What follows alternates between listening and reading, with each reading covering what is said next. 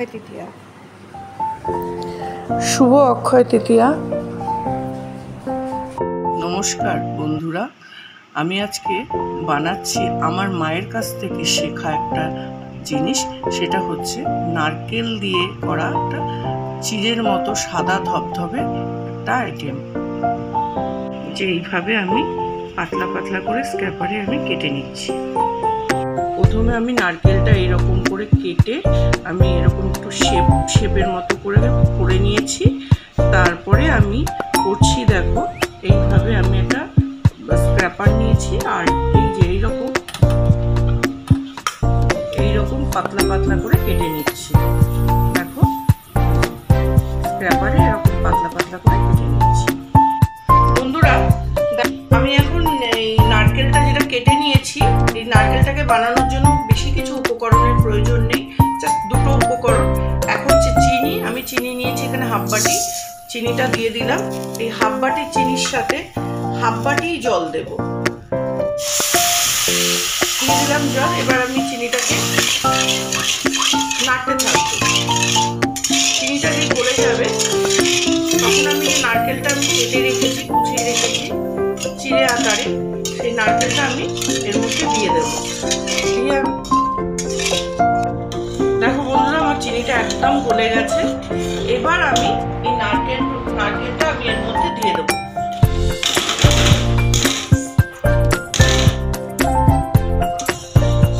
এবার আমি চিনির রসের মধ্যে এই নারকেলটাকে আমি সেদ্ধ করব। আমি নারকেলটাকে গ্যাসটা মানে কখনো বাড়িয়ে দেবো, কখনো লো টু মিডিয়াম করে দেবো।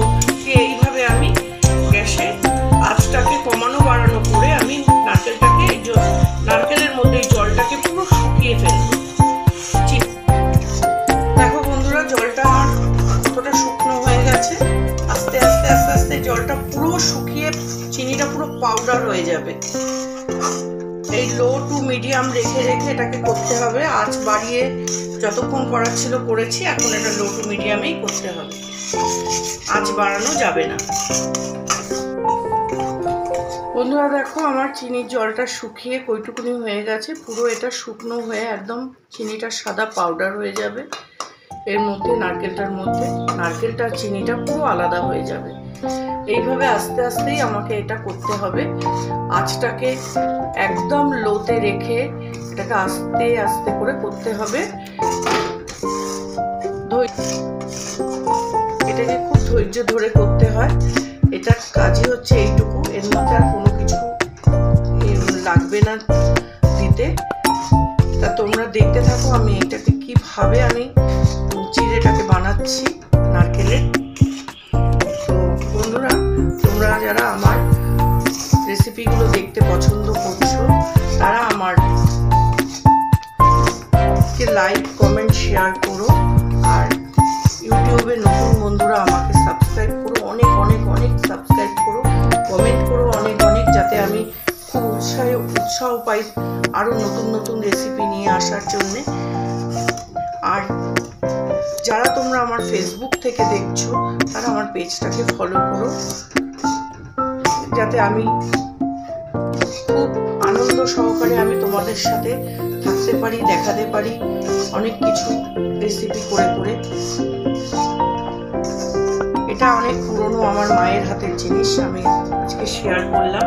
আমার মা আজকে নেই পৃথিবীতে, থাকলে হয়তো মা খুব খুশি হতেন যে তার হাতের জিনিস আমি করছি বা শেয়ার করছি বন্ধুদের সাথে।